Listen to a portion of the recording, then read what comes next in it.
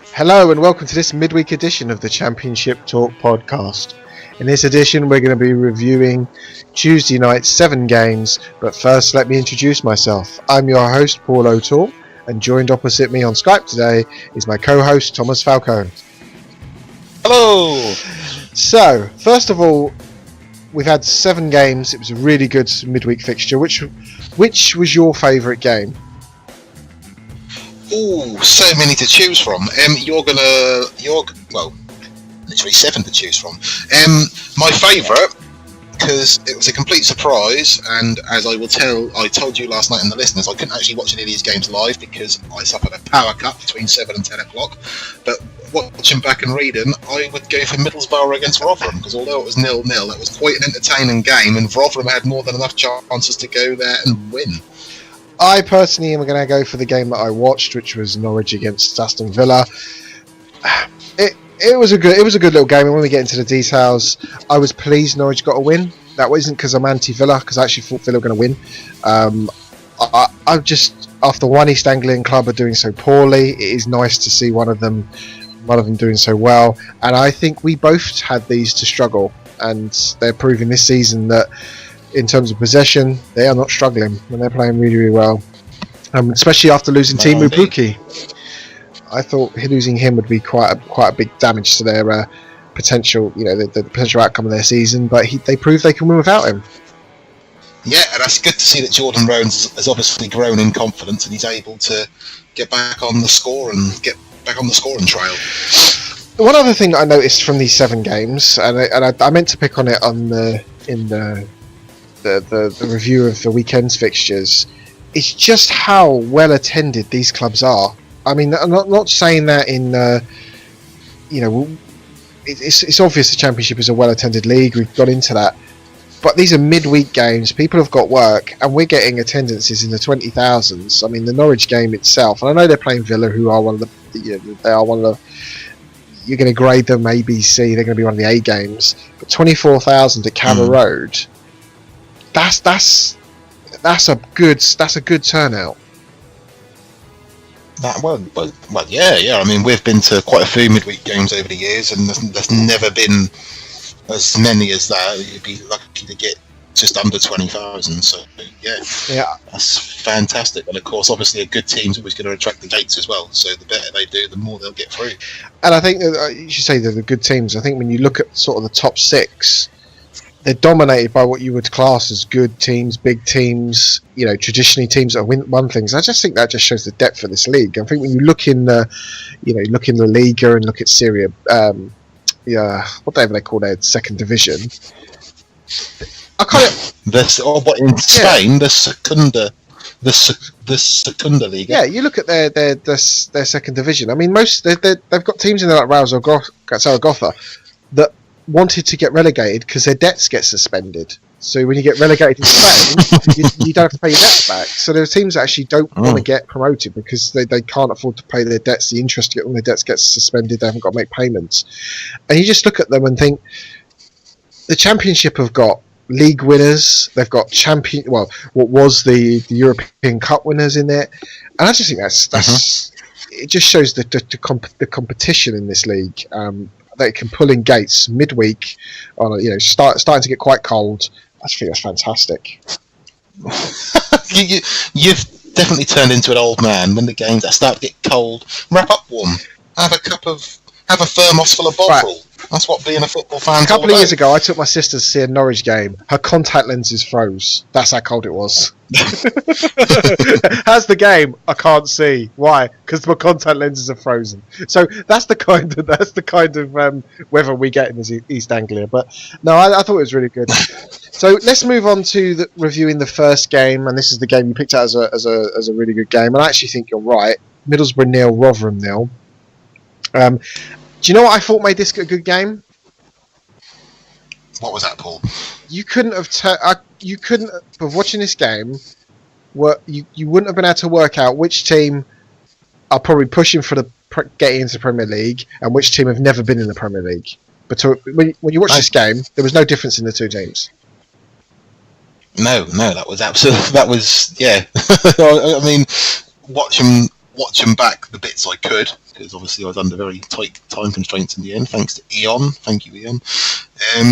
They had brilliant opportunities. They played good football. They've reduced Middlesbrough to very few chances, albeit probably they had the better chances to win the game. But Rotherham go there. It's their first point away from home this season as well. And and to go to the team who are, well, spoiler alert, are top as things stand at the minute. To go there and draw, considering they've lost games away from home like 5-0 earlier in the season, absolutely fantastic. And that's what the Championship is all 100%. about. Because we said earlier, we said on Monday actually, who would you rather back at long odds on, Middlesbrough or Leeds? And to be fair, I said I didn't think that Rotherham would go there and get anything, but I'd rather have my mortgage on Leeds than I would have done on Middlesbrough. You can play that back. Yeah, well. I remember. Say that.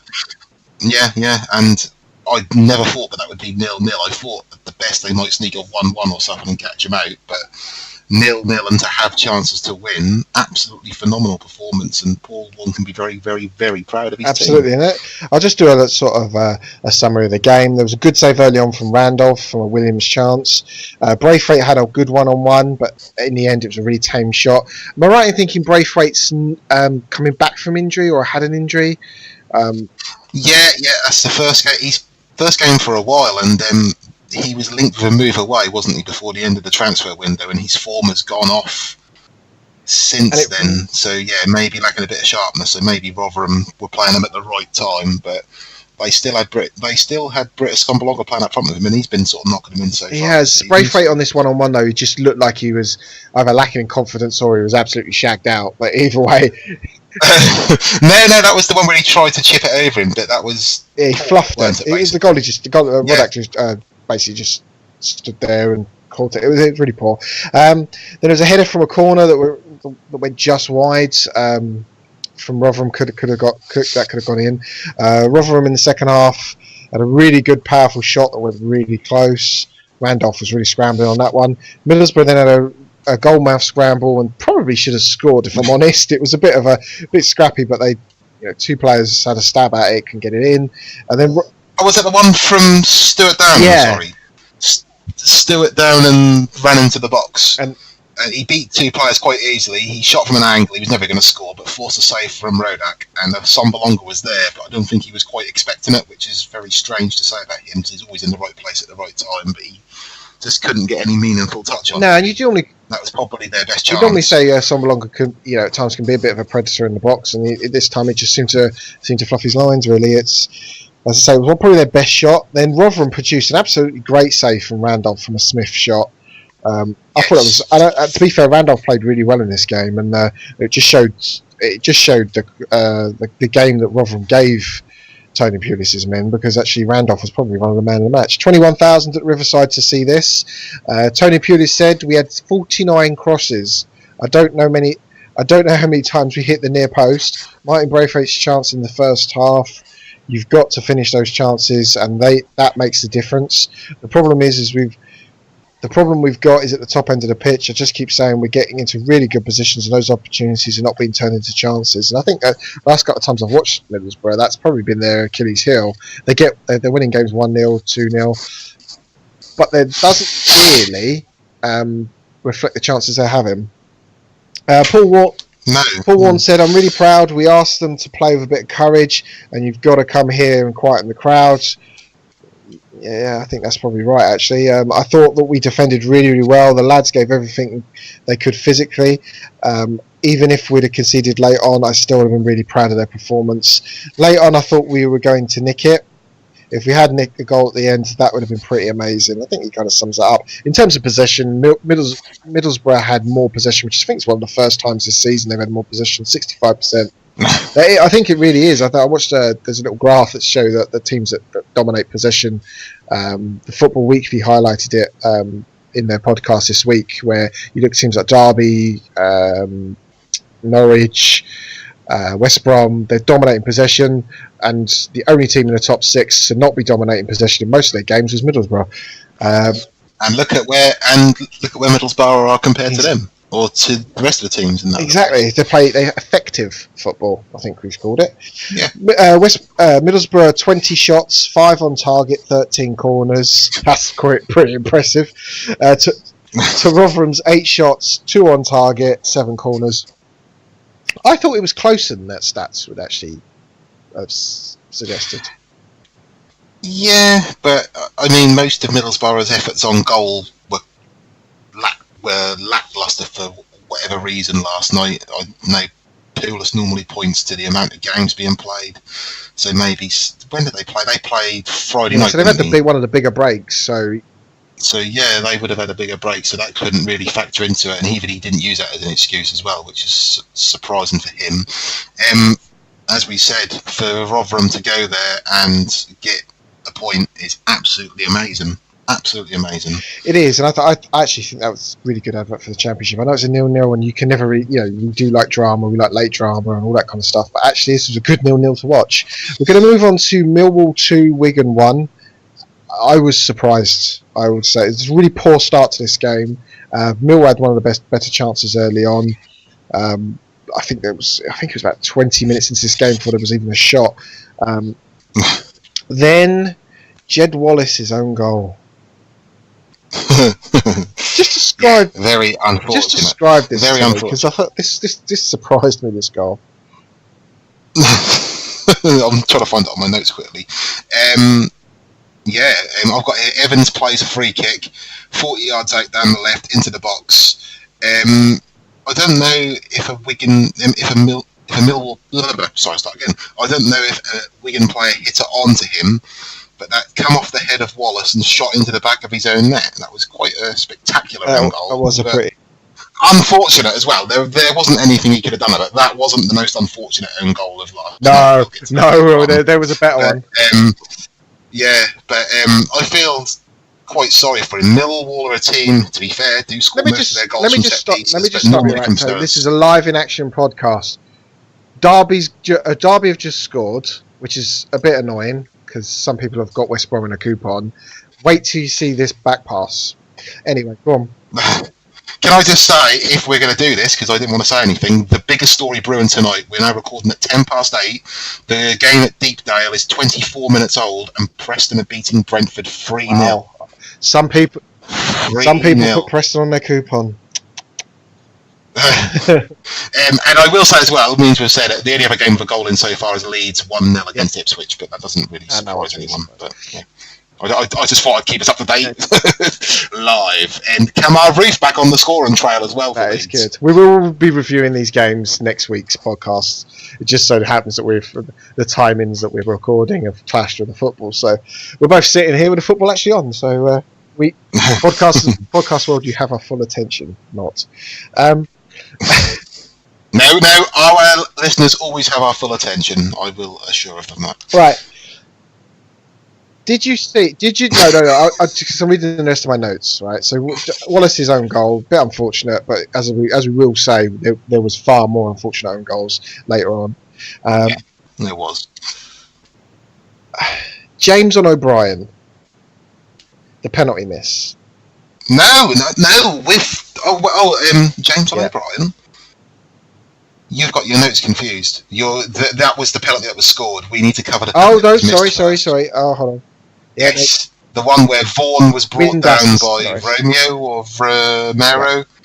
Now, I don't know what you think. I'm going to say what I think. Ridiculous decision. I thought absolutely ridiculous. I watched it 5 or 6 times. I've had my mum round this evening. As I hit my microphone, sorry. I've had my mum round this evening, and my fiance has watched it as well. And there was a slight hand on James Vaughan, but I think he was fallen before any contact was made. You'll see. You won't see better acting on Broadway. That's all I'm going to say with that. I mean, don't get me wrong. Windass, the good sportsman that he is, realises the travesty in this decision, so decides to blast the penalty straight into the stands. Well done, Mr. Windass. I think it was a good decision. Right. That was what you term as a rush of blood. Definitely. So James and O'Brien. Now, the only way I can describe this is if you've ever seen someone play leapfrog and try and jump, miss, flatten the person into an absolute pancake. That's the only way I can describe this. He goes up for a header. I mean, he's taller than him anyway. His leap is taller than him anyway. That wasn't the problem. He was going to land, and he absolutely spread akimbo, and landed on him. it was... Yeah, I like how you sum that up in like a 30-second sentence. My notes just says, James flattens O'Brien, penalty. The reason, because I was watching... I did all my summary at work, in my lunch hour, and people, while I had my headphones in, the people that were at lunch with me couldn't understand what I was laughing at when this happened. This just tickled me. It was really, really funny.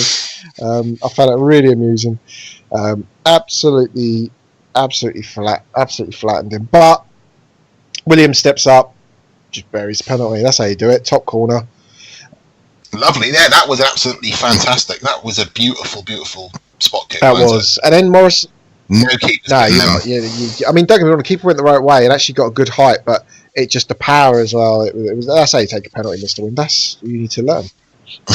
Then Morrison scores a great move, 1-2 in the box. This was, my notes say, this was not a Millwall goal, and what I mean by that, it was good pass and move football, and that's not.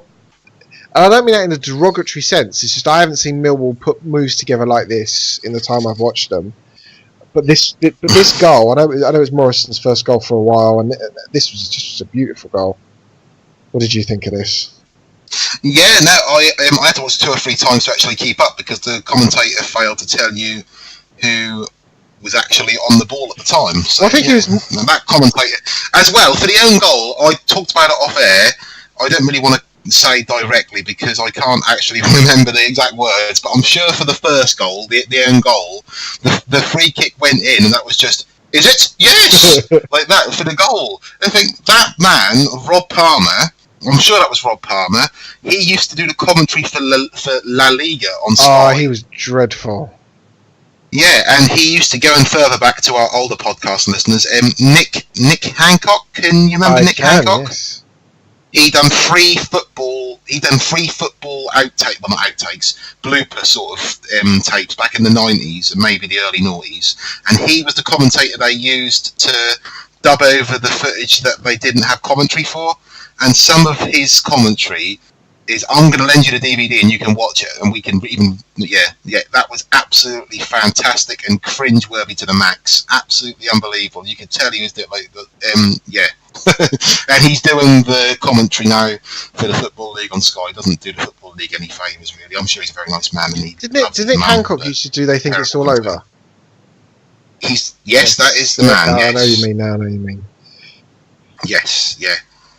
But now the goal, going back to that side, as I was saying, I pulled a commentary was because he didn't mention any of the people involved in this move until it was just Morrison, yes, like that. And Ferguson beat 2 Wigan players all too easily in the box, and played a 1-2 with Gregory. Ferguson then squared it across the box to Morrison, who slotted it home from 6 yards. Lovely, lovely goal. And as you say, no offence to Millwall and their supporters, but that's not the type of goal you associate with Millwall scoring.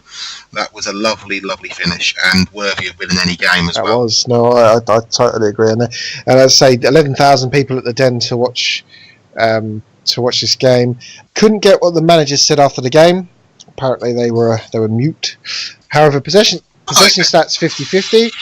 Shots on shot. This was another surprising thing. Shots for Millwall 21. 5 on target, 10 corners. They battled well. 17 fouls. Back to Wigan's 9 shots, 1 on target, 2 corners. Bit of a surprise there. So let's move on to the game that I thought was really, really good. This was Norwich 2, Villa 1. A game that surprised me. I changed my mind in last week's pod, so as I was looking at this game, because I thought Timu Pukki being out, where are the goals going to come from? But Jordan Rhodes steps up, and it was good to see Jordan Rhodes getting a score once or twice. Norwich had a good shot that went over the bar early on. They had a great chance from Cantwell, who's getting a lot of attention. I know he's been doing some fantastic work for Norwich so far. He's only 20. He's from Dereham. I think he's going to have a bright future. He had a shot that just curled ever so slightly over. The goalkeeper was scrambling. Then Chester. What was that laugh for? There's Chester. Conor Hourihane. The deliveries he's putting in. We said in the last episode that Villa are going to rely a lot more on getting the ball in the box early. They're going to rely a lot from crosses. And Conor Hourihane he's just got a want. He's just the way he delivers the ball in. They're going to score goals. And James Chester here got on the end of a really, really good ball. The ball was really close to Krul. I mean, can I give him grief? If he's a smaller goalkeeper, he probably saves it. But it was just a good header. What did you think of Chester's goal? Yeah. Oh yeah. No. That was a good corner from a nice delivery. Yeah. I think you're being quite cruel to Tim Krul for that one. Tammy Abraham hits the post. Moving on. Tammy Abraham hits the post. He really, I think he was unlucky not to score here. Caused a bit of a scramble, a bit of a melee. Then Villa produced a great save from Tim Krul, and I'm not sure. I couldn't work out if he got a touch on it. I'm going to give the save to Krul because I think that was probably fair. Then Rhodes on 54 minutes scores a great header. Ball in from Emmy. I don't know who Emmy is. Emmy is actually Buenida. Who? Sorry, not Buenida. I can't say these names tonight. Buendia, who is their Argentinian midfielder. So it's just because it's listed on the team sheet now as Emmy. Yeah, he is listed as that. Yeah, but he'd be better known as Buendia. They're missing a fortune on his name printing on the shirts. So good ball in from Emmy. Jordan Rhodes just gets there before the keeper. I think I would say this is another Neuland classic because he can't. No, I'd say Jordan Rhodes beat Hutton far too easily to defend Nyland. Nyland could have done better, but you'd be expecting the defender to put himself in front. Rhodes got in front of him far too easy, and that gave him the free. I just think. No, as a goalkeeper, and one who trained to be a goalkeeper many years ago when I was about 12 stone lighter, you'd be expecting your defence to be getting to that ball first, and that frustrates me when we play five-a-side on a Thursday as well, because that happens every week. Is that what you keep banging on about? Anyway, you shouldn't be like having to tell your defence what to do from a set piece. He came out to claim the ball. The attacker gets there first. That's the bit that confuses me. Is if you're expecting the defender to get it, why go for the ball yourself? Why not stay on your line and try and make the save? We're going to have that debate anyway, because Jordan Rhodes does pretty much the same thing, gets in front of the defender. This time it's a low-driven cross. I don't think the defender's expecting Rhodes to get there, because when you see him go, the defender actually goes as if he's going to clear the ball. Rhodes just gets there all before him. The defender's planted, defender's static. Rhodes gets there first on 73 minutes. Nice little, he just guides the cross in from a Steeperman low. Yeah, I'd give all the credit. Obviously, Rhodes scored and done well to slot at home, but that was all about the ball from Steeperman. I think you'll find Rhodes just had to guide that in from the ball. That was lovely, and he was getting a bit of stick because obviously with my power cut, I actually remembered to charge up my little DAB little portable radio, so I was able to listen to this game because the power didn't come back until 10 o'clock, and he was getting a lot of stick, was Steeperman, and he actually done really well. Like that was his moment of the game, and that was the moment that won them the game. Absolutely. So you can't say much fairer than that. Dean Smith after the game had some interesting words to say. Can we just say before the end of this, you might have his first name, I've only written down his surname, I think that's Joe, but I don't want to get it wrong. Thompson for Norwich. Can we touch on that quickly? Lewis Thompson. Are you not aware? Oh, Lewis Thompson. Sorry, I thought that was Joe. Sorry. He is. He come on. He 90 minutes. He just overcome an injury. He in the first act of the game, I think he slipped and he popped his shoulder out, I believe. Oh, and he had to be substituted, and he was absolutely heartbroken as he came off the pitch because he's been battling injury after injury for a long time. Come on, and then something like that happens, and he's got to come off again, and that's not a nice thing to cope with as well. Very, very painful, I'd imagine, and he'll be out for a while that heals up as well. And the crowd en masse sang "There's Only One Louis Thompson." So that is a shame when footballers don't get that sort of lucky break, so to speak, when it comes to going through a spell without injury, and hopefully he'll get his chance because he's very highly regarded within Carrow Road. So I think when you look at the Norwich team, and obviously you had Cantwell play really, really well. You have obviously Thompson coming on getting injured, a bit unfortunate. Jamal Lewis. When you look at how young some of these players are that are coming through,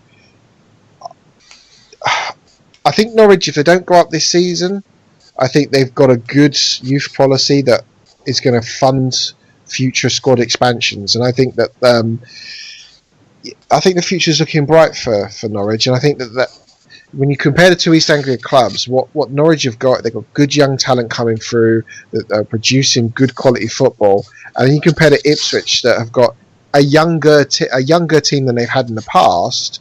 But what they're not doing is not producing the performances, and that perhaps you can look at the leadership. I know we weren't sold on Daniel Farke, were we? No, and having met him as well, and I'm not going to say the things I say off air. Having met him, he's not the he didn't strike me as this astute genius. But considering Norwich had to sell their better players in the summer, he's done a fantastic job, really, and he has. And I think you just hope for Norwich's sake. You can't rely on them being a conveyor belt of talent, constantly bringing players through year on year, because we do that at Nottingham Forest quite a lot, and we have to sell our players on. And you fear for Norwich, they can't really keep doing that and expect to go up. They can't. So as you may say, that maybe this year has to be their year, because if not, they will be losing players like Cantwell and Jamal Lewis, and they won't have Jordan Rhodes. But if they're going up, they'll be able to attract a better class of players. No offence to Jordan Rhodes, but he's never proved himself as an out-and-out Premiership forward. Although he's not really had much chance, but he doesn't strike me as the one who'll flourish in that environment. But yeah, you just get the feeling that they need to have their little run and go up this season. Otherwise, it'll be another summer of having to sell their better players, because they're determined to be self-sufficient as well.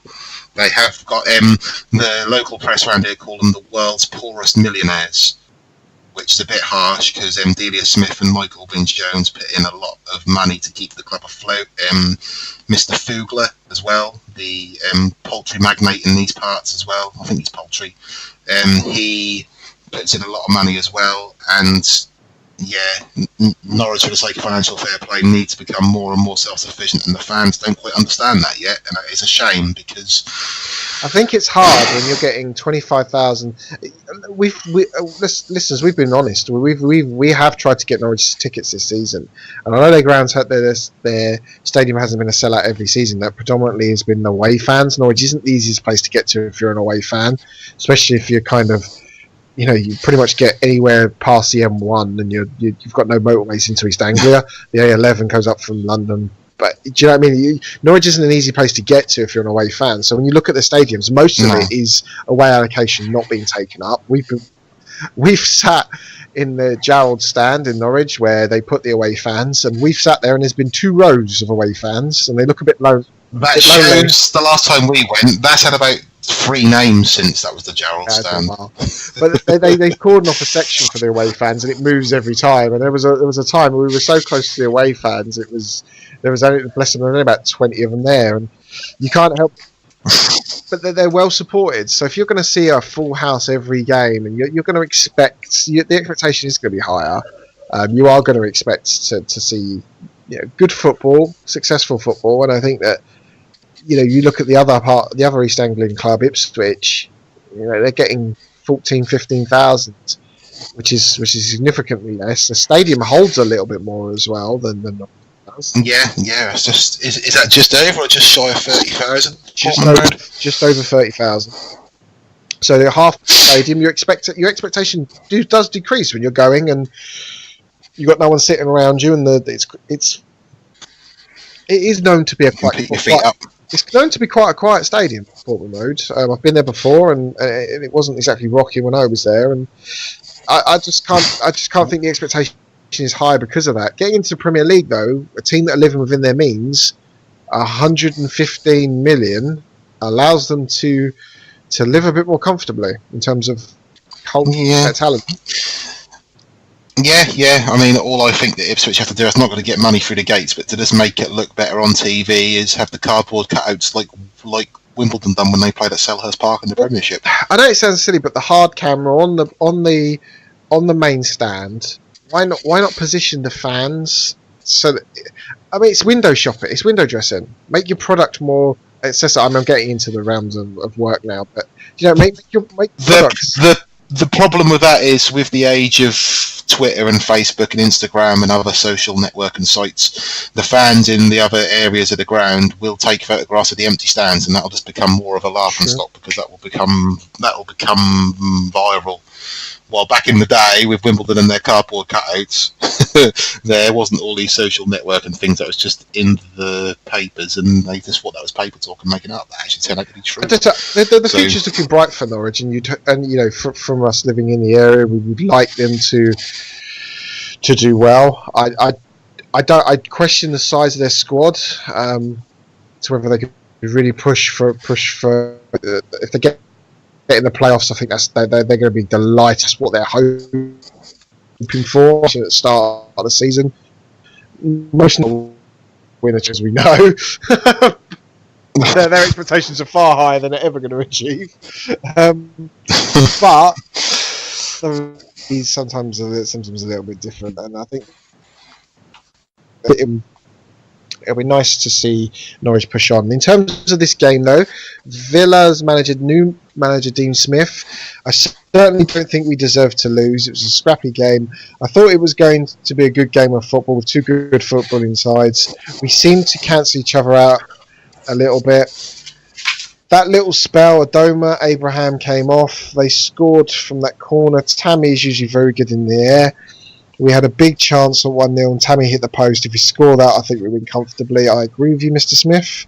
Daniel Farkas said, for the second time in 3.5 days, he's very precise there, we were able to turn a game against a really quality side. He's right there, actually.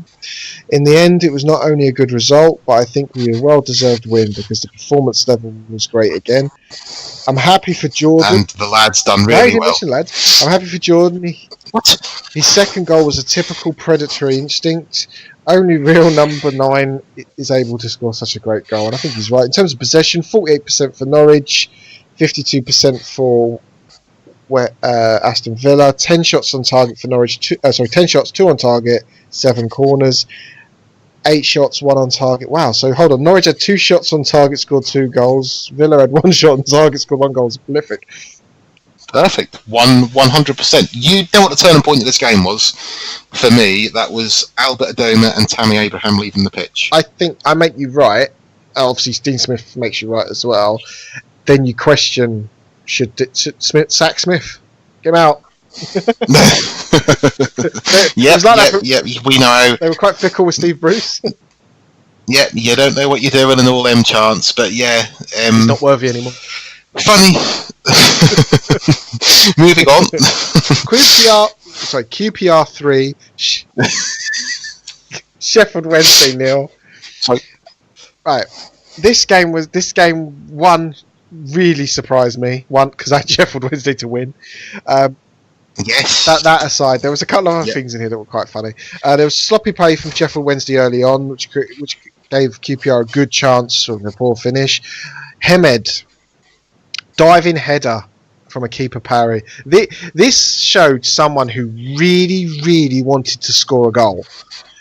That's it. Yeah, and obviously he's a quality player. So, a couple of the clubs he's played for, he's had a 50% strike rate for, haven't we? We've high like this in the past. He just knows how to score goals. I mean, the bit fortuitous, but a good striker knows where to get in the right place and anticipates these things. That's exactly what Jason Lee done when he played in the Premiership. And would you call Jason Lee a Premiership class striker? No, it's a chance. No, he just. bless him. He's not dead, but bless him still anyway. But that was a lovely thing. That was all come from Massimo Luongo. He played a ball forward to... Oh, God, I wish I didn't start now. Vizolek. He shot from an angle 8 yards out, was well parried by Dawson, but only into the path of Hemed, who done really well to head that in from about 6 yards out to make it 1-0. That's not the last we'll hear of Mr. Vizolak either tonight, so carry on. I'm going to practice. Then the next goal, Freeman's goal, on 57 minutes. This was a great move on the edge of the box. Really was just a fantastic piece of team skill. Just a great header. I just thought this was fantastic. Obviously, having watched Arsenal play, the highlights of Arsenal against Leicester, and watching the goal of the season, bar none. Yawn. We're not talking about that league. We're talking about the league that matters. What I'm trying to I'll fill in the blanks. I'll fill in the blanks that Sky and you have left because Sky didn't even mention anyone who was involved in this move. Eze played it out wide to our mate Vizolek, who clipped in a lovely ball into the box for Freeman to head across goal and in for 2-0. That was a lovely goal, lovely header. If you're going to score headers, either hit them with so much power the keeper can't do anything, or hit them across and force them into the dive. That was a lovely goal. Sorry, West Brom should have scored. Is it me or does Richard Keogh look like he's been hit in the face with a baseball bat? Fletcher then had a low shot saved. What? I can't comment because he plays for Derby. I get in enough trouble as it is. Can I just say I've been very well reserved because Nottingham Forest scored about 20 minutes ago and I've not said anything yet. No, you've been silent on that. Lolly scored a lovely strike as well. And the only other thing that's happened, Preston 3, Brentford 1, and you've not mentioned it because they're on your coupon. West Brom 0, Derby 2. Yep, I'm not mentioning that at all. Yeah, I didn't know who scored the second goal. You know Marriott scored the first, didn't he? Oh, Tom Lawrence. That's probably a free kick. No, it was good. It's actually on my telly in front of me. Good little ball. Richard, yeah, no, I'm not having it. It's fine. Fletcher then had a low shot that was saved. Then Nahki Wells, a player that when he first joined, he just seems a player that wants to play football. Eager runner, will run the channels, and it's no. Hemed and Wells both getting the score sheet. They were exactly what QPR needed, and I've got to praise Steve McLaren for the recruitment here. Wells scores in 83 minutes, a great challenge to win the ball, and then he sets Wells away. And to be fair, you bet Wells to score because low finish to the goalkeeper's left. I'd say it was a classic. Bending it away from the keeper. Keeper had no chance. This finishes off a great win for QPR.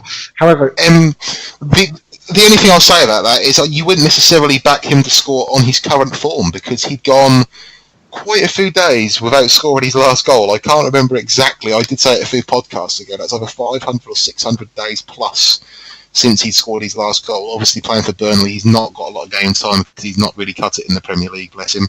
But yeah, good for him to get his goal because he's worked hard since he's been at QPR. And as you've said, him and Hemed have certainly made a difference. That's a bit more, they can show a bit more ambition because they've got people up front who can actually put the ball in the back of the net. While at the early stages of the season, we thought the defence was the problem, didn't we? Really, we did. And I suppose if you've not got much going forward, your defence is going to be under more pressure. The other team's going to win the ball. Yeah. There's going to be any errors you make are going to be more highlighted because people know you're not going to score. Whereas what they did, who was it they got rid of? Was it Conor Washington they got rid of?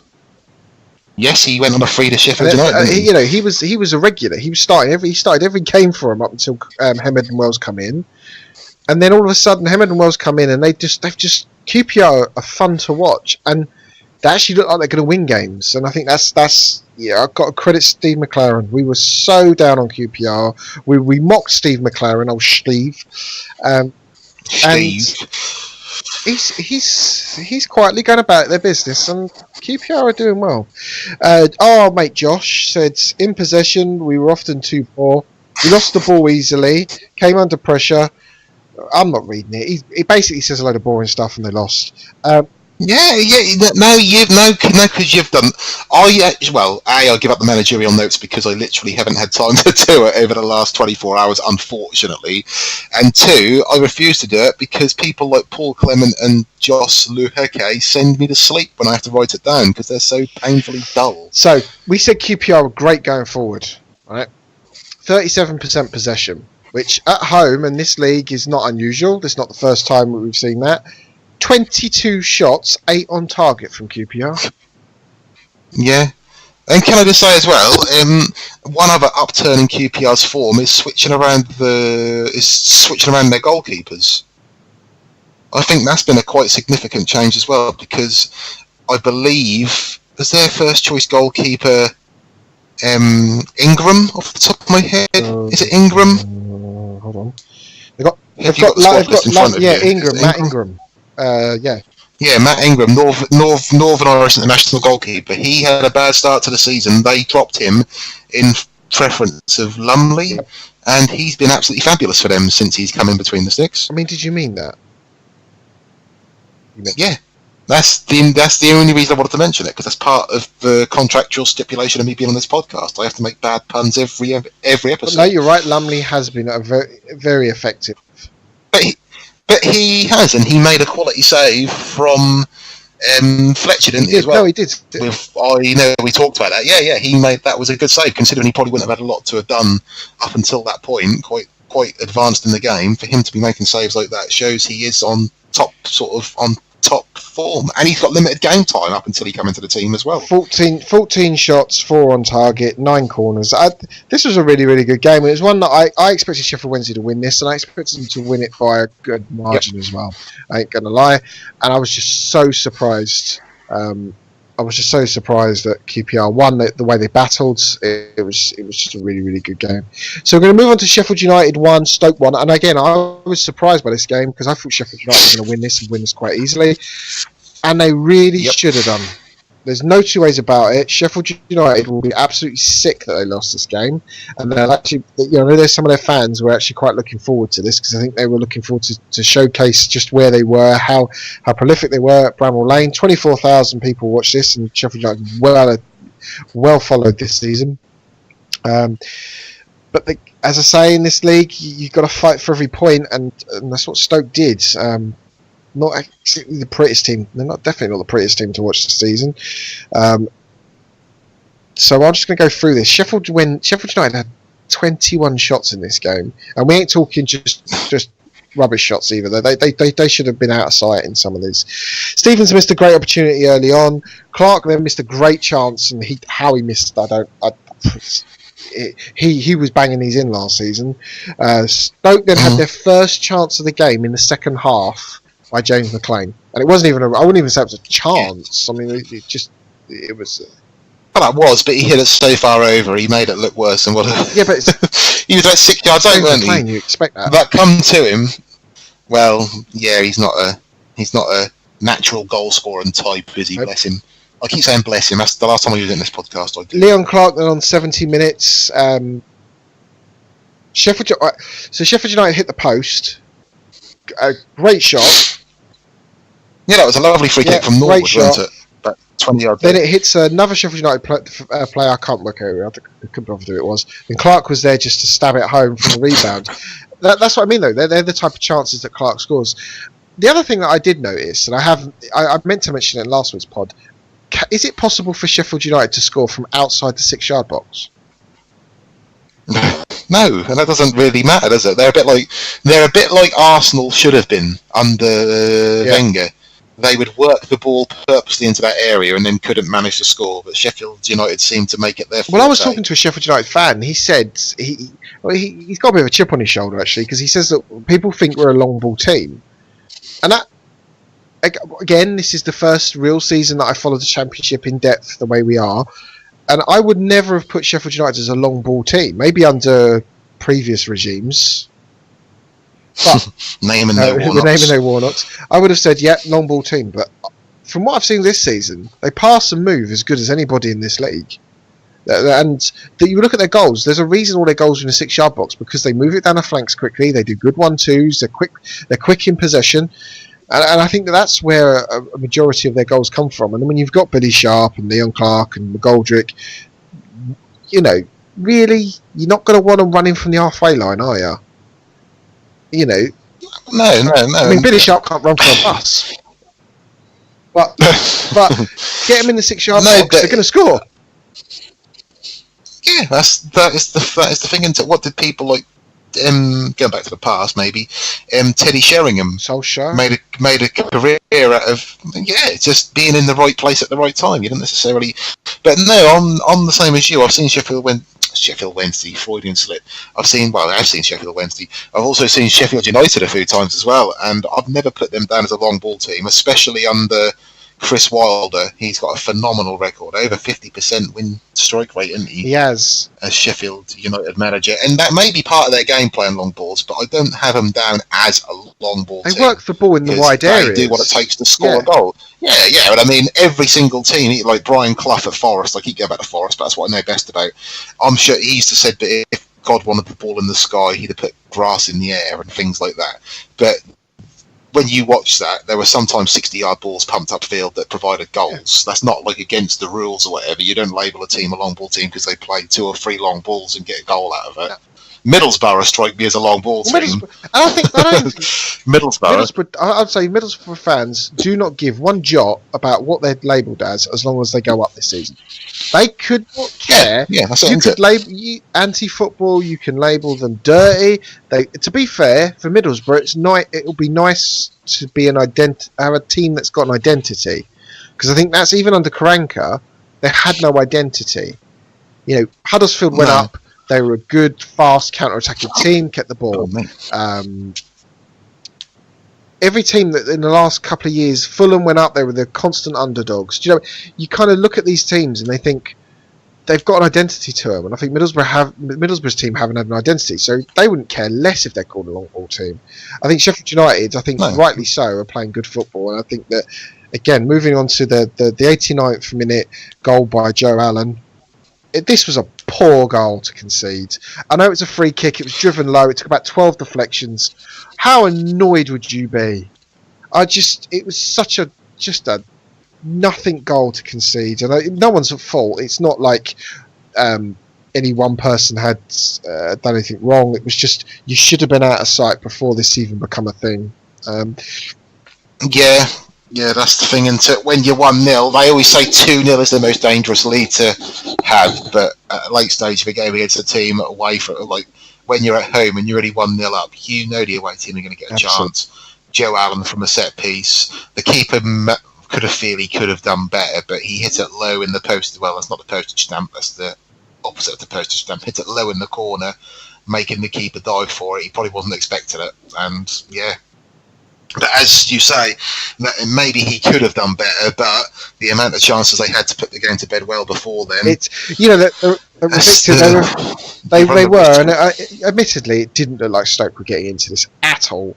However, if you don't put them chances away, there is always that chance at 1-0 that someone can snatch a late goal, and that's what he did. And I think Chris Wilder in his comments sort of definitely echoes his sentiments. We dominated the game from start to finish. I think the goal Stoke equaliser, Peter Crouch showed why he's an ex-England international and why he played in the Premier League. However, I'm delighted with our performance tonight. I thought we were absolutely outstanding. They were getting back on the bus, wondering how they got a result. You usually get that when you usually get what you deserve in football. On Saturday, we didn't do enough to win the game, but tonight we deserve to. Gary Rowett, once again, I think we proved that when we go a goal down, we show some fight. Disagree with you, mate. It was a really strong response. What I'd like us to do is for us not to wait until we go a goal down. We sense a bit more urgency when we go a goal down. I disagree with Gary Rowett's comments. I think he was lucky, and I think that this goal papers over some big cracks. 10 shots for Stoke, 4 on target, 4 corners, and they had 44% possession. 21 from Sheffield United, 5 on target, 14 corners. Stoke, I don't fear for Stoke, because when you've got the riches of talent they've got, they should be doing better. I just think that there are better teams in this league than Stoke, and are on current form, and there are better teams. and I think that is the word that you can use to sum up this, because I think that Stoke are not playing as a team. Swansea 3, Blackburn 1. Hands up if you had a Blackburn win, because that's what I did. Also had a draw as well. Yes, you managed to perm your bet for both outcomes. You texted and said watch Swansea go win, And that's what happened. You were spot on. You got a perm at 3 times to be sure. I had not a clue what I did. I had to text you to go, what's happened here, and you laughed at me.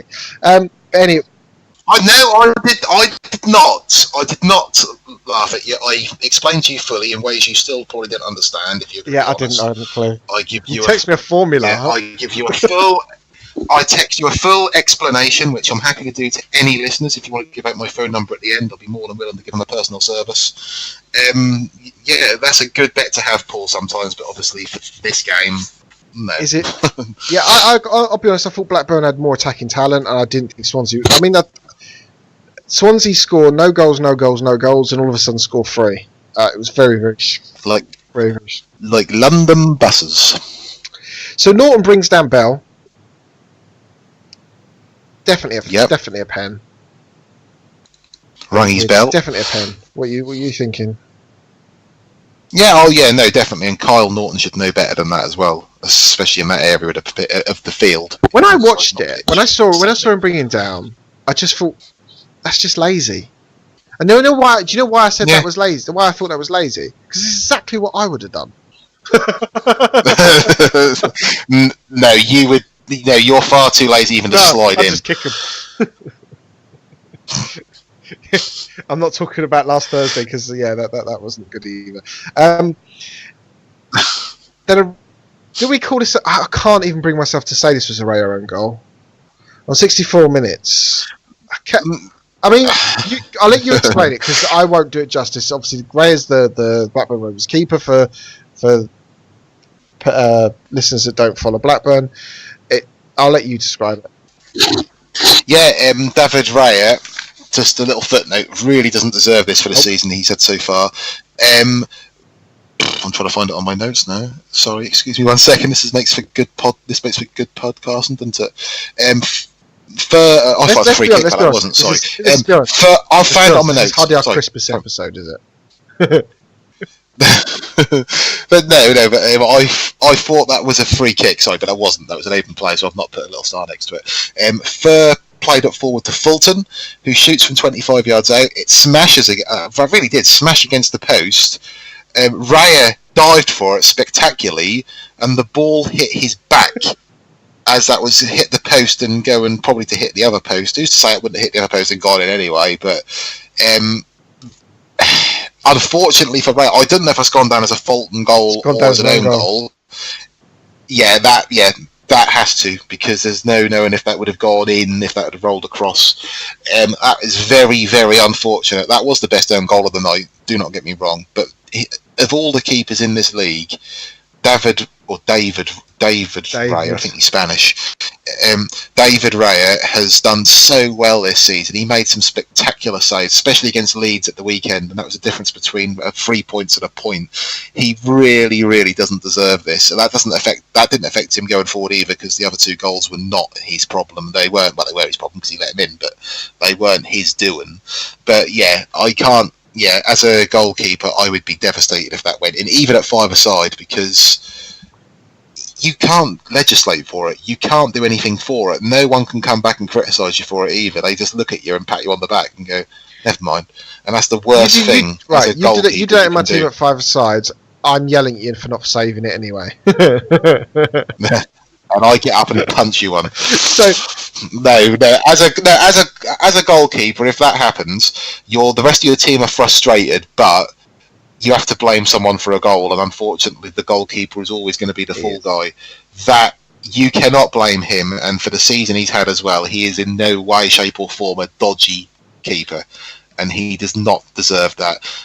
Luckily that didn't make a difference on the game. That wasn't as if that was a 1-0 game and that was the goal.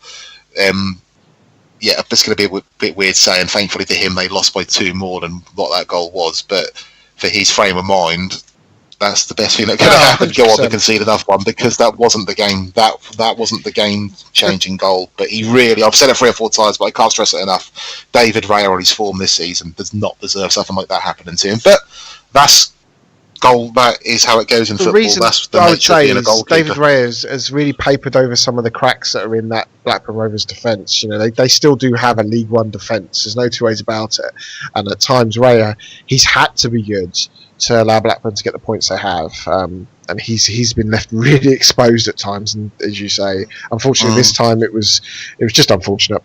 However, Robertson scores a great left-footed finish. I like this finish.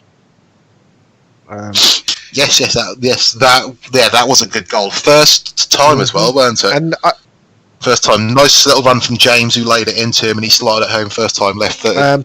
Dax still looked dangerous for Blackburn, though. He had a couple of good efforts, and his last effort of the game, Sky was still showing the effort, and then all of a sudden, Selena's a through on goal. He chips the goalkeeper, and that's a goal. You will never see the build-up because Sky weren't recording it. I think their cameraman went for a sly fag or a coffee. I know it's, according to my notes, it was a Leroy Fer assist, but I had to research that because you couldn't see the ball because all you get is Selena running for a goal. I'll tell you why I'll tell you why I've done the same notes as you. I put first slotted a lovely ball into the path of Chilena, because when the highlight of that goal started on, you with watched the same highlights, no doubt. He was like running it as if he just released a pass. I can't tell you 100% if that was him who released it or not, but I'm going to assume that was him and give him credit for an assist. And he deserves it because he's been out injured for a while as well. So even if it wasn't him, take it away from someone else. I'm sure there's such a thing as an assist bonus. He deserves a couple of grand in the pocket. Leroy, okay. 18,000 at Liberty Stadium here. Swansea manager Graham Potter. What I said at half-time stays between me and the players. Ooh, touchy. But it was a learning point for us all in the first half. So basically said a lot of 4-letter words. We were... He comes across as the type of person you can't imagine getting mad. He always reminds me of a mod when I see his sort of photograph. He does, and I don't mean that in an insulting way. To the floor. No, but he does look like a mod, doesn't he? Yeah. Yeah, he does, and I don't mean that in a negative way whatsoever. It doesn't mean if you're a mod, a rocker, a whatever. I can't even think of anything else. Our listeners now trying to guess your age at 82. No, I come from a family of mods and rockers. I am neither. I don't get involved in that sort of thing. We weren't ourselves, and the penalty gives them the lead. Then we were just a bit flat. We didn't give the crowd anything to get excited about. What, just this game or the season? It's one of them moments we just had to get better from. In response, we got what I expected from the players. The second half was a reminder of how you need to play football. Yeah, you got to score goals. Well done. Tony Mowbray, the result is not very... Oh, Tony Mowbray is even better. The result is not very good. You lost 3-1, of course it's not. But the game, I thought, we were pretty good for long spells. I just didn't feel we threatened enough. The more it got stretched, their mobility, fast ball travellers gave us problems. We'll brush ourselves off and get ready to go on Saturday. I think it's 18 months since we've lost back-to-back games. So we will go there and be really positive and try and take the game to West Brom. Oh, they got West Brom. Ouch. That could be a bad game. This is just a random aside. That's got nothing to do with the championship, so I can imagine your face right now. I'm having to look at live score. Right. To get the scores, because I don't want to affect our recording by watching the game on my phone at the same time as we're recording, because we've got a very basic broadband package, because we're with EE. Every broadband package is very basic with them. And there's a game in the Ryman League Division 1 between FC Romania and Tooting and Mitcham. In the Ryman League, in the UK. In the Ryman League, this can be a little sort of section, because we spoke about non-league day being a couple of weeks ago, and they were a football club founded by a Romanian immigrant because all of his mates wanted to play for a team. And I was laughing because if you read the club officials page on Wikipedia, the president is Ion Vintila. The vice presidents are Dragos Grigore, Dan Akape, and Alexandru Vlad. The manager is Ion Vintila. The assistant managers are Dragos Kionsilla and Gabriel Marin. The club doctor is Aurelian Miron, and the secretary is Terry Cecil. that just made me laugh. And I'm appealing to our. They say that clubs can be affected by Brexit. No more than that club.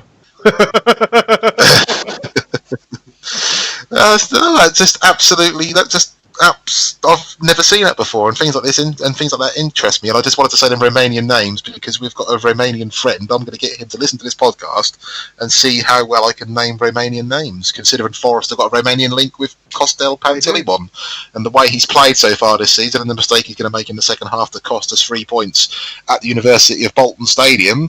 He'll deserve to be playing for FC Romania after tonight, probably. Oh wow! Hold on, I'm just moving on to the stats as I was scrolling down to get ready to give you the stats.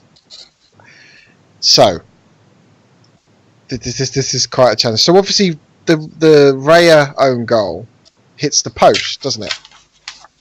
So what does that count as, a shot on or off target? If it hits the post, technically that's not on target. No, judging by these stats, it wouldn't be. 55% possession to Swansea, 16 shots, 2 on target. They scored 3 goals. 5 corners compared to Blackburn's 9 shots, 3 on target. Yeah, good game overall. Actually, Blackburn have been fun to watch. Swansea at times have been good to watch, but they've really had to grind out a few of their results. Birmingham 2, Reading 1. Oh yes, yes. This is my moment of the night. Go on. Okay. Well, can I just go through my first couple of notes because I don't know if you'd have made a note. If I've missed any out, please say. My first note: Maite, or Mate, whatever you want to call him, works into the box and forced a good save from Lee Camp. Now, is that how you put it? Now, Lee Kemp, who I have told you as a Forest fan can be spectacular one day and the next day be complete and utter excrement. Kelly shoots from 25 yards out. Kemp punches it into the ground, and luckily for him, it goes wide of his post for a corner. What was he doing? I couldn't zoom in.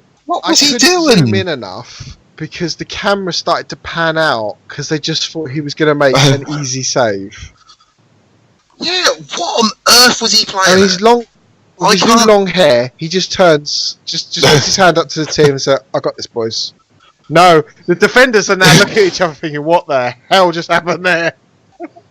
He's like a pocket version of David James when it comes to these sorts of things. Because I remember for Norwich, he made his debut for Norwich on loan. He dived, the ball hit the crossbar, and it hit him on the back of the head and went in, and they lost the game 1-0, I think. He has got a history. I know goalkeepers make mistakes, but I said at the start of the podcast, and I would love a chance to speak to Lee Camp because some of his performances for Nottingham Forest were really fantastic, and he got us out of a rut. He really, really did. But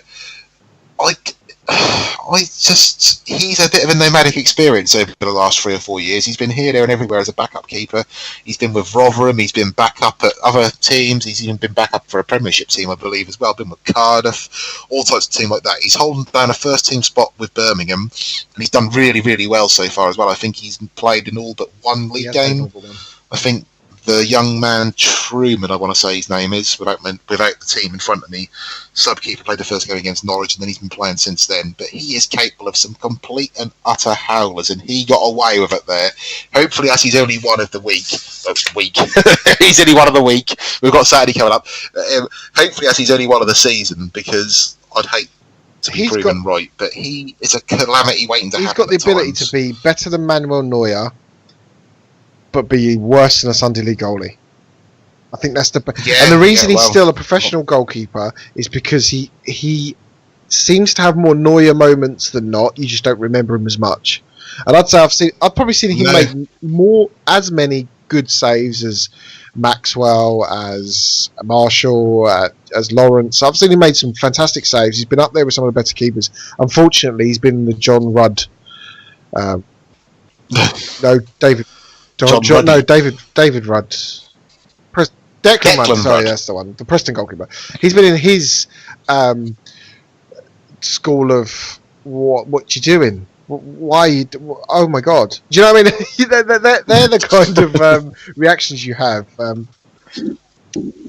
I can remember, though, to be fair to him, when he was at Forest, he saved 2 or 3 penalties at the very advanced stages of matches as well, and he was an absolute legend for us. But we also saw he was capable.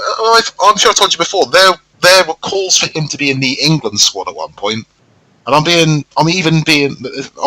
deadly serious. I know you can't tell me sometimes. There was clamour for him to be in the England squad. He was never close to it. He ended up playing for Northern Ireland instead. And when you're being pushed out of the reckoning by Roy Carroll. Well, no, he's pushed out of the Northern Ireland set up by Roy Carroll, who was he must have been in his 30s then.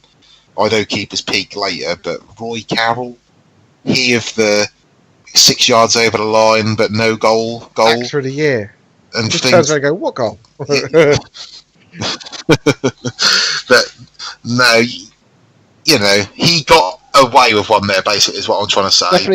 I've talked it up throughout the podcast. Go out your way to watch this, because just for this one blunder, you will watch it more than once to understand what he's doing. And I suppose if you asked him what you're doing, he'd say, I don't know.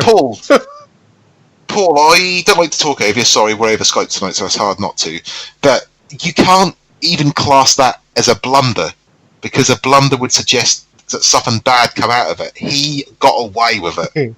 That was what we'd class in care as a near miss. And we'd have to fill out paperwork for that sort of thing. Imagine Lee Kemp filling out paperwork at full time to Gary Monk. Well, sorry, boss, but I thought I could. Well, but why was he even punching it? No he was pressure. He was under no pressure. No opposing team players in the 18-yard box. No, there was. In fact, I'd go as far to say there was nobody other than him in the box. There weren't. I'm sure of it. And yeah, what was? Oh no, move on, because I'm getting angrier as I talk about Gardner, it. 49 minutes, deflected shot. Pretty much it. Jukovic scores on 70 minutes from a great header from Che Adams. Jukovic and Che Adams, and Birmingham City couldn't buy a goal last season. Che Adams and Jukovic this season are actually. Can I just say one thing as well? And I am going to take the mick out of you here, but listeners, you know how good a season Lukas Jukovic is having by the fact that Paul has mastered saying his name. At the start of the season, I had to do it for him every time. He now does it fluently, to the stage where when I wrote my notes before we come on air, I even spelt his name right without having a look at my phone to see how to spell it. And I gave a bit of paper to my partner and said, "Have I spelt this right?" And she said, "Yeah, Sado." But he's been so good for them this season that Paul has learned to say it fluently, and I've learned to spell it fluently as well. Fantastic, well done, Lukas. You've done well. You've definitely put your name out there. What a name it is too, Jukovic. That's worth 23 points in Scrabble. And I thought this was a fantastic header. I mean, he does score good headers. There's no two ways about it. He does. Oh yeah, no. His goal against Forest was one of the best headed goals I've ever seen. The only thing that does concern you about Birmingham is obviously they're under the restraints of financial fair play. He's a striker in form. They are a commodity. Could be interesting to see what happens in January. Che Adams, though, him and Che Adams have, I think, a good pair. At the weekend, it was Che Adams setting up Jukovic. This is obviously the other way around. Then Meite scores a consolation. Now, this Meite goal on 90 minutes, it was a consolation. No one cares. At the end of the day, they lost the game. But that just doesn't really do this justice. There's a long ball over the top. The ball's bouncing in front of him. With his right foot, he doesn't just bring the ball down. He brings the ball down, and he's facing the goal. So the ball's coming over his head on the turn. He brings the ball closer to him with one touch and flicks it forward to continue his stride. That piece of skill was unbelievable. Then he just smart finish, does the goalkeeper with his eyes. I thought this goal was if this goal was scored by a Premier League team, an Arsenal or Man United, this is shown on Match of the Day 3 or 4 times from multiple. Yeah. Oh, yeah. That was a fantastic goal. That's just the sheer nature of that touch that completely beat Pedersen as well, because Pedersen's no mug at left back, and that was good. Can I just go back that actually Jutkiewicz and Scrabble is worth 35 points. 22,000 at whatever Birmingham are calling their stadium nowadays. The St Andrews Trillion Trophy Stadium. Whatever. Monk, then, we're realistic. Let's not forget this club. In 3 or 4 of the last 5 years, it's been fighting relegation on the last day. Our aim is to make sure that we're not doing that. Our aim is to make sure that our aim is to make sure it's not a season where we're coming into the last day with a prospect of relegation. Heaven forbid they get Harry Redknapp again. We've all got dreams, ambitions, but let's be realistic. It's still very early. Now, 3 wins in a row and 10 unbeaten in any league is a hard thing to do. The effort and commitment in the second half was huge. And I to be fair, I think Gary Monk was a manager we both. Not our favourite manager, I think it's fair to say. We both think at times he can be a little bit arrogant. He's got this Birmingham team on a shoestring budget, haven't really recruited well since they weren't allowed to recruit and did buy a player.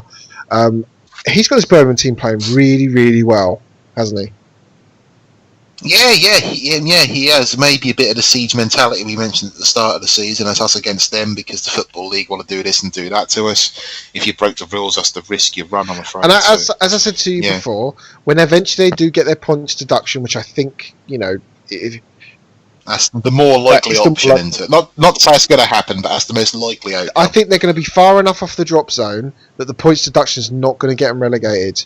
But that's probably every week the Football League headquarters, the men in suits, probably look at that and think, God, when Birmingham get the 45 points, we can take 15 points off them. I think I agree with you. I think that's exactly what they're doing. I think the points deduction will come at the end of the season. I think funny enough, if Birmingham are 11 points off the bottom off relegation, they'll get a 10-point deduction. That's exactly what I think will happen. And I think rightly so, because I think the way Gary Monk has got this team playing, I'd like to see him given better resources. In the opposing dugout, sorry, Paul Clement. My overall feelings, they got beat, so of course he'll speak. Yeah, sorry, carry on. Overall feeling is we took a step forward again, and now it's a step back. Insightful. We are finding it really difficult to string together back-to-back performances. Win-win at this level is a big thing to do, both in confidence and both in making it happen. I think we missed an opportunity tonight. I thought it would be a difficult game, but but they are a very hard side to beat. Reading had more possession. They had 68% possession. They had 11 shots, 7 on target, 8 corners to Birmingham's 14 shots, 5 on target, 7 corners. Reading are missing something. I can't say quality. Just something. We just said about Jutkiewicz and Che Adams. Birmingham are definitely going to score. I just don't know why you've made that noise. Sorry. Just like that. Would you like to tell the lovely listeners why you made that noise? Or have I got to just put the ball in the back of the net for Derby. That's why. Yeah, 3-0. Preston 3-2 against Brentford. What a game that's turned out. I just think that they're missing something. Jutkiewicz for Birmingham. And you can probably go across the teams. They've got one player that excites the crowd. They've got one player that can do something. You look at Ipswich. You look at Reading. They just don't have a spark. I thought Mo Barrow was going to be the player for Reading this season. Did you just honestly say, going back? Sorry, did you say that Birmingham's exciting player is Jutkiewicz? Yeah. They've got so many more than Jota? that. Paul. I mean, no. They've got Jota, they've got Adams, they've got Magoma, who goes unsung as well. They're a really, really dangerous side, and they've been very vastly underrated even so far this season. What I'm trying to say, though, is a player that's going to win you games. And I thought Mo Barrow was going to be that player for Reading. He's been injured a lot this season. You did at the start of the season, yes. Yeah, he's very stop-start himself. This game, it could be. But Varson for Reading had a purple patch at the start of the season has just gone off the boil. I just think where are the goals going to come from? I think that's the thing you look at. You look QPR, Steve McLaren. Right, you can only have 2 players. What 2 players do you want? He goes for Wells and Hemed. He goes for 2 players up front.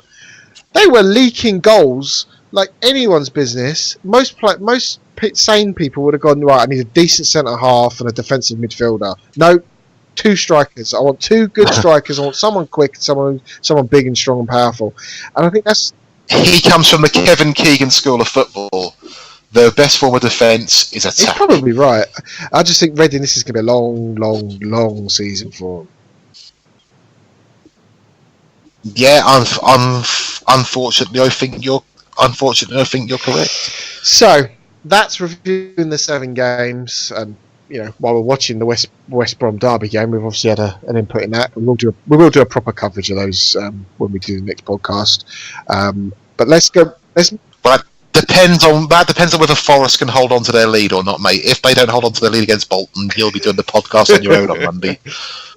And I actually mean that, because I'm so depressed since they lost against Norwich on Saturday. I've not even talked to Norwich fans. I've refused. It's very hard when you live in East Anglia. You walk around and talk to no one. Gets on a bus and won't even talk to the bus drivers. Anyway, on Friday night, QPR against Villa. I think, judging by the midweek results, this game's going to be a cracker. QPR at home. Yeah, that way. You know what? That wouldn't surprise me if Queen's Park Rangers nick this. No, that honestly wouldn't surprise me. The odds. Have you got the odds? The odds, I would do, but Forest have just got a penalty, so I don't want to look at the odds because I'd rather see what's going on with the penalty. Right, hold on. 4-2. I've got a laptop here. Hold on. I'll get the odds up. Not very good that's not very good podcasting, granted, but I'm not turning this over for nothing, mate. Sorry. Because Grabbin is going to try and do a dinker and miss it. I guarantee you. This is not making very good podcasting, but still funny. The odds, that would... I'll talk over myself as I'm doing it. QPR Villa. Yeah, that should be a good game, full of lots of action and all things like that. He's about to take the penalty as well. The odds are QPR at 8-5 and Aston Villa are 17-10. So off the top of my head, QPR are marginal favourites. Wow. And hold on, he's missed it. I told you, he didn't try and dink it. The keeper saved it and put it wide, but not the best penalty. I knew they wouldn't score. I knew it. Oh, that'll be the turning point of the game. We'll now lose 3-1. You watch. I'm negative. Right, sorry. QPR against Aston Villa. Yeah, 8-5 QPR, 17-10 Aston Villa. That's really tight. Off the top of my head, that's 1.6-1. For QPR and 1.7-1 for Aston Villa. That is tighter than a duck's bum. That's incredibly tight. But I would fancy QPR. I honestly would with the momentum. Obviously, QPR have got the quality, but QPR have got the momentum, and they can seemingly score for fun. So I would go for QPR. Middlesbrough. This is the 12:30 kickoff. Middlesbrough against Derby. It's been interesting. Derby currently thumping West Brom 3-0. Middlesbrough couldn't buy a goal in the last game.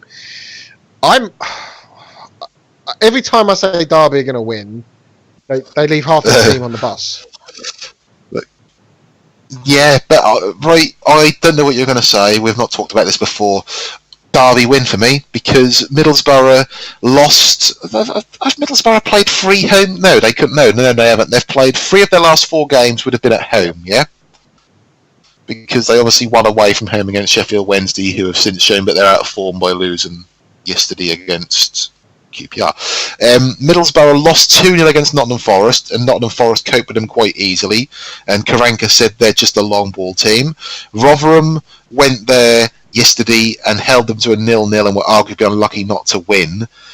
Derby, as much as it pains me to say this, and I'm not hating to say it, Derby have got more quality probably than Nottingham Forest and playing better than Nottingham Forest at the minute. They've certainly got more quality than Rotherham.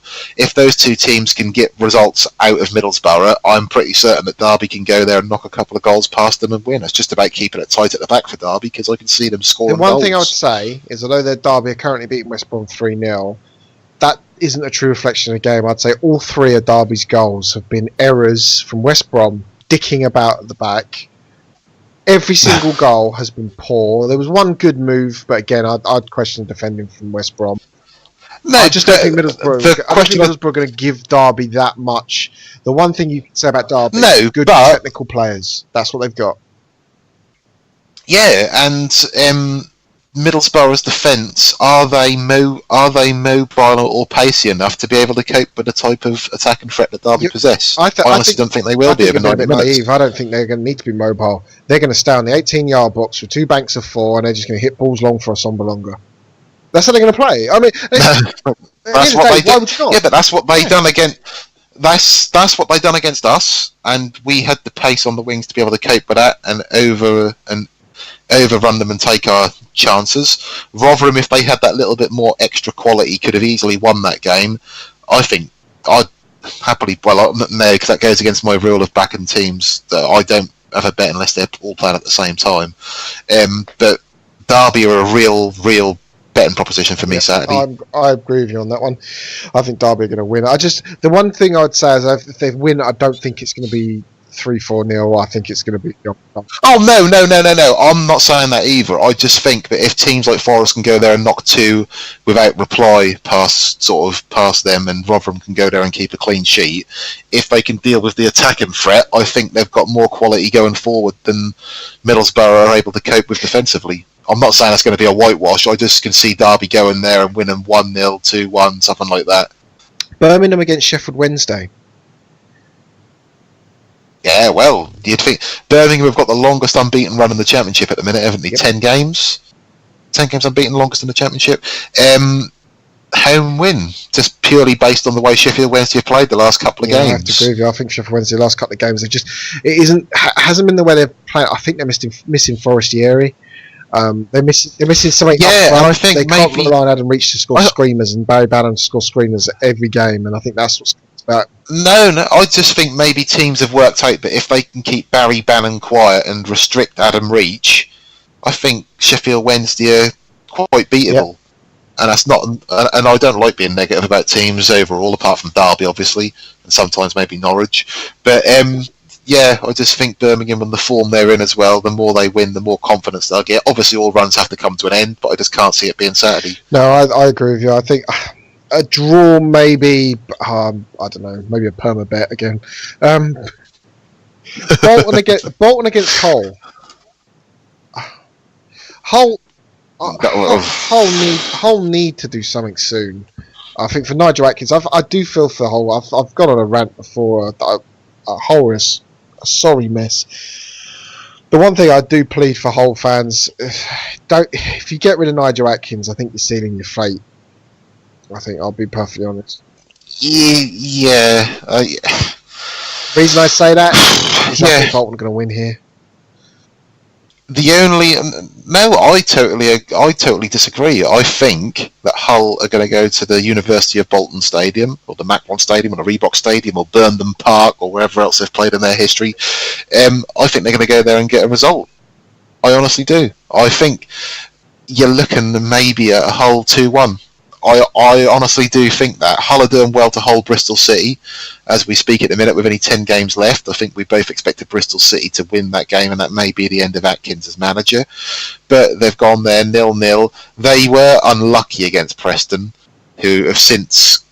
Well, they've thumped 4 past Brentford, so they can't be any mugs. They've found their feet, certainly. We both said about Preston, we both said Preston weren't anywhere near as bad as their position. We've said... No, we said they were a false position. That's one of the things I hate about football, when they say he got like in between the goals is another thing I hate in football, because that's not goal. But another thing I say is a false position. You are where you are for a reason, but really Preston have played a lot better and have deserved better than what they've got. We're not talking about Preston though, are we? So move on for a second. Sorry, sorry, you've confused me now because I'm looking and thinking, what? Yeah, no, I think Hull are going to go to Bolton and win. Yeah, And I would happily put that on my betting slip as well. What? Happily, and I'll even show you on Saturday. I'll send you a screenshot. My only worry about Hull is it's hard to get. No, it's really hard to get out of the slump they're in. It really is hard to get out of the slump they're in. I think that losing becomes a habit. Becomes a big habit. Bolt. No, sorry. I told you that penalty would change the game. There's been another goal at the University of Bolton Stadium. There's no Bolton 0, Nottingham Forest 2. Just need a 4-goal swing in the West Brom game. That'd be lovely.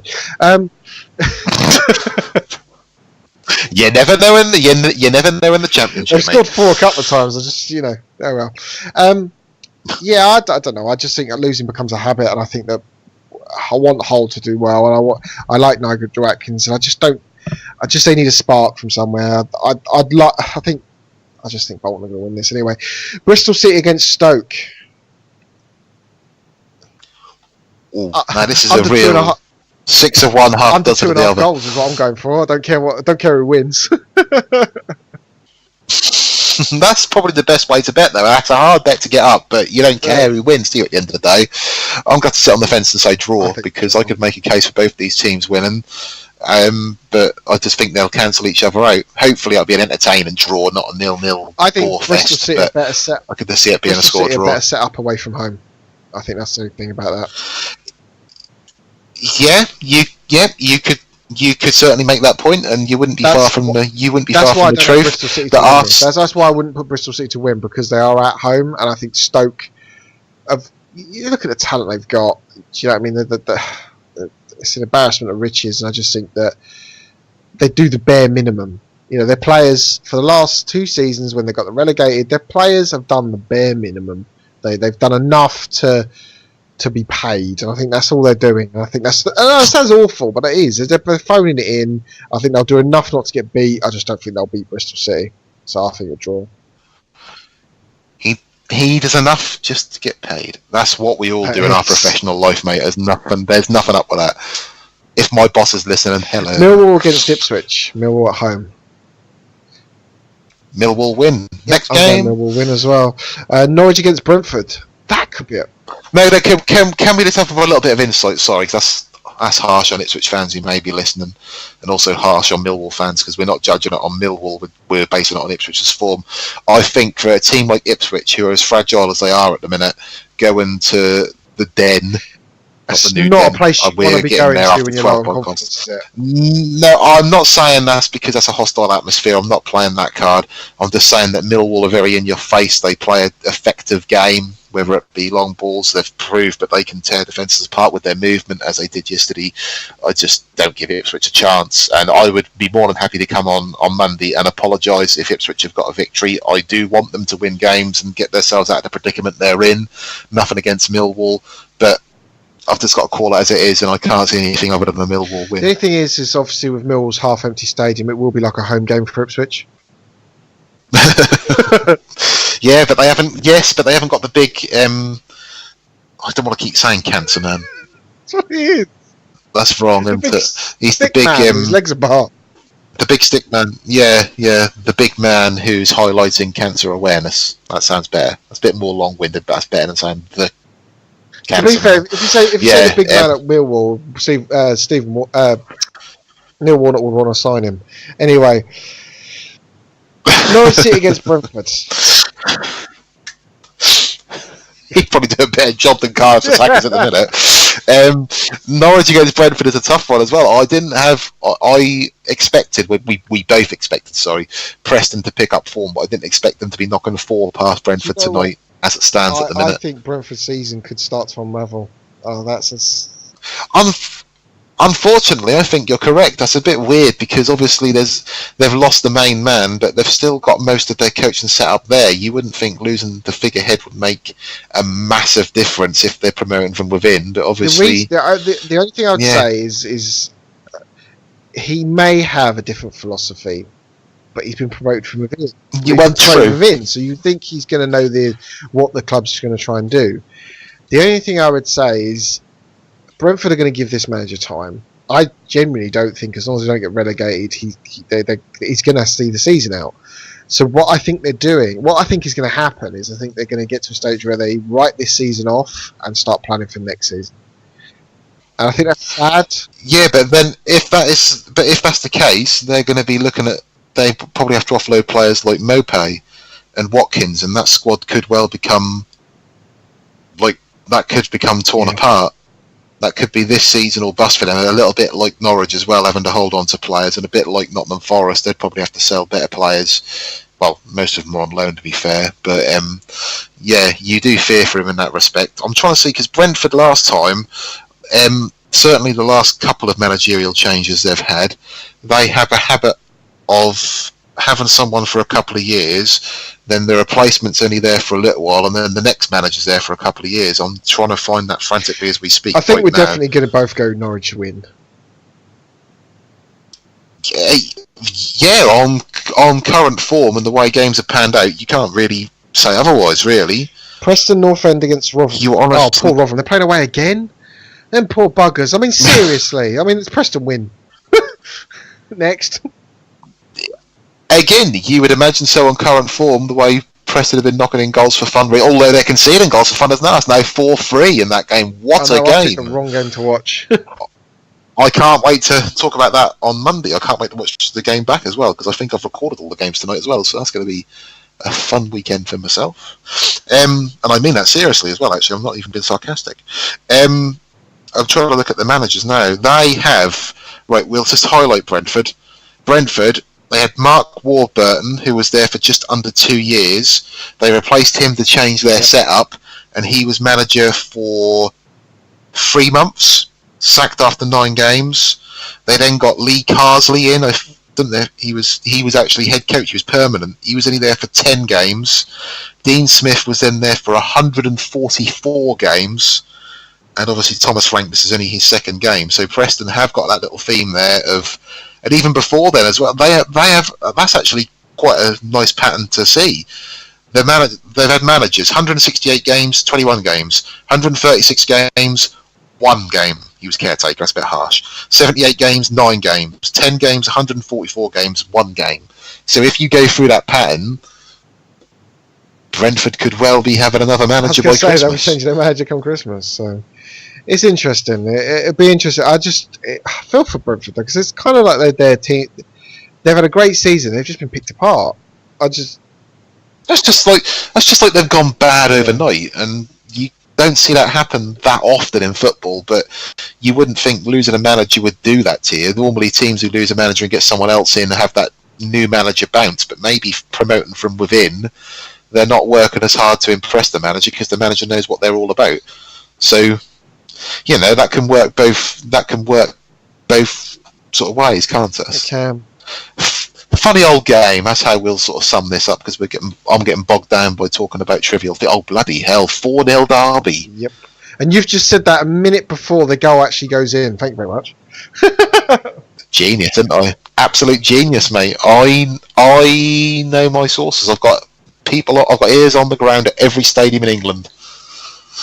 That's how I know how FC Romania are getting on against Tooting and Mitcham. So we're going to go for a Norwich win. Preston against Rotherham, Preston win. Sheffield United against Wigan, Sheffield United win.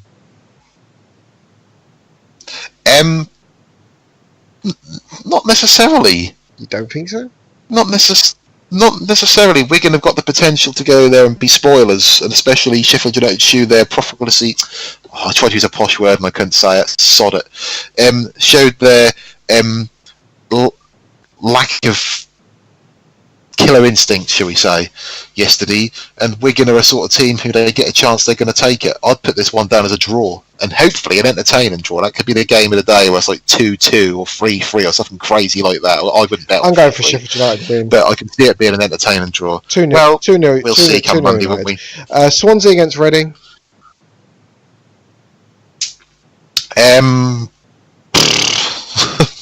Actually, an interesting game, because Paul Clement will be going back to the Liberty Stadium, wouldn't he? He was obviously manager of Swansea when they were in the league we shall not mention. Both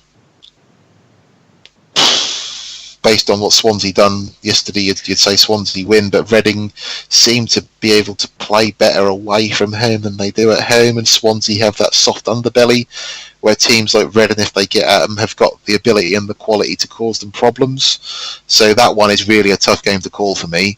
I'd sit on the fence and say a draw. That could be an either or. West Brom against Blackburn.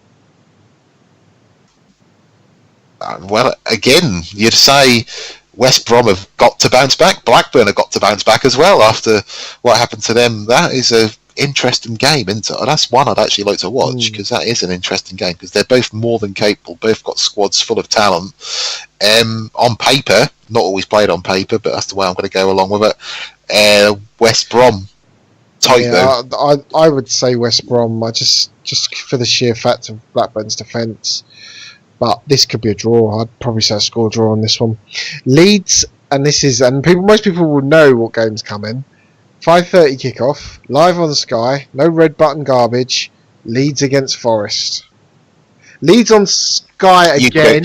You can go for the 527th time, and in fact, technically, if you include Forest and Leeds being on the red button, Forest will be on Sky 3 times in the space of 6 days.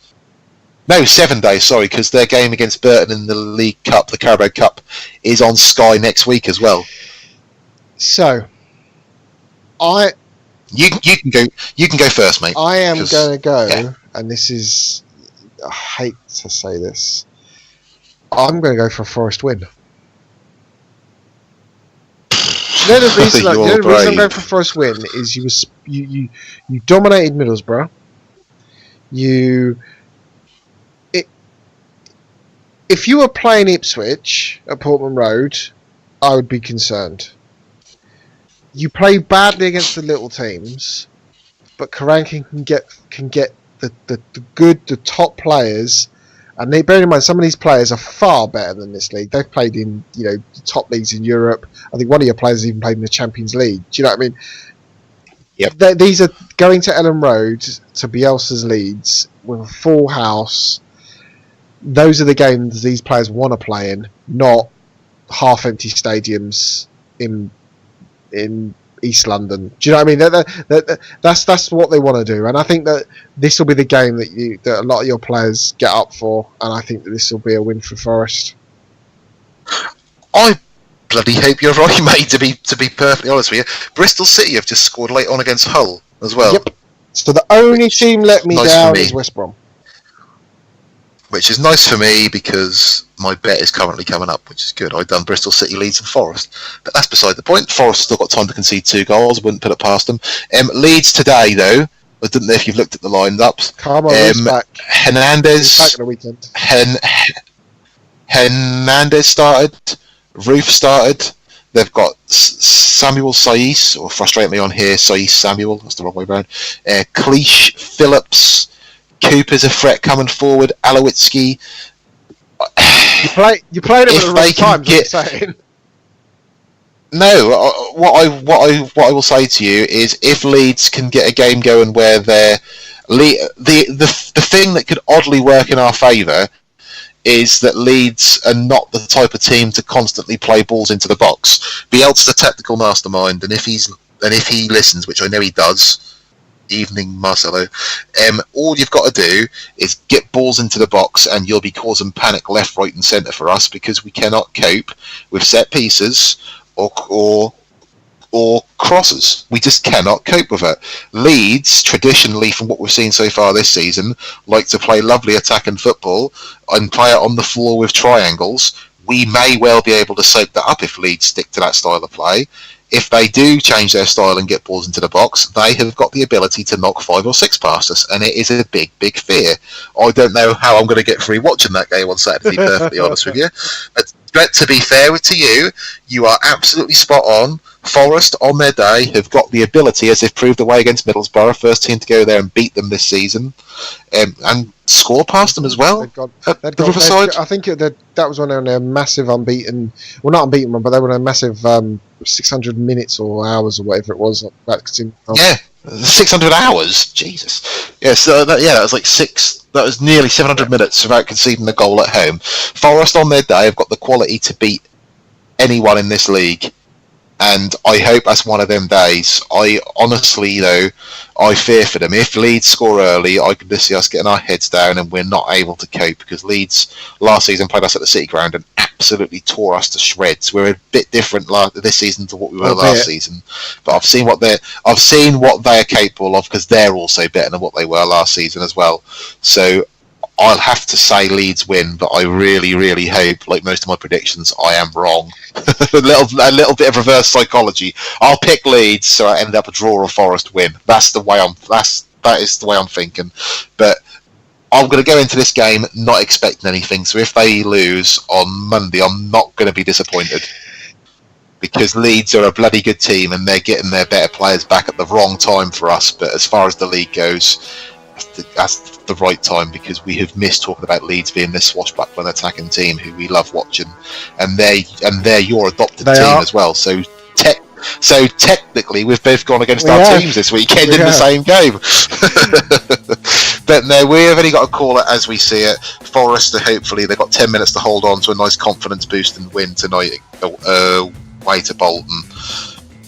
I've got to call it as I see it, and that'll be a Leeds win. And the earlier they score, the more comprehensive that'll be. So that concludes our midweek episode of the Championship Talk podcast. I know it's a little bit different, a bit different from the normal episodes, but we enjoy it. We enjoy recording them. As always, you can like and follow us on Facebook and Twitter at Championship TA1. Thank you to everyone who's interacted with us. It does make the midweek weeks when there's no midweek games, and it does make it fun to chat and interact with you all. We shall be back next week to review all of the 5 games from tonight's fixtures, and we'll obviously do a full roundup of the weekend's fixtures, and maybe just look at the Carabao Cup as well. As you say, that's coming up. But thank you all for listening, and we shall be back next week, hopefully getting the episode out by Monday, but if not, it'll be out by Tuesday. So thank you all for listening, and goodbye from me, and it's goodbye from Thomas. And it's goodbye from me, everybody. Goodbye, and stop.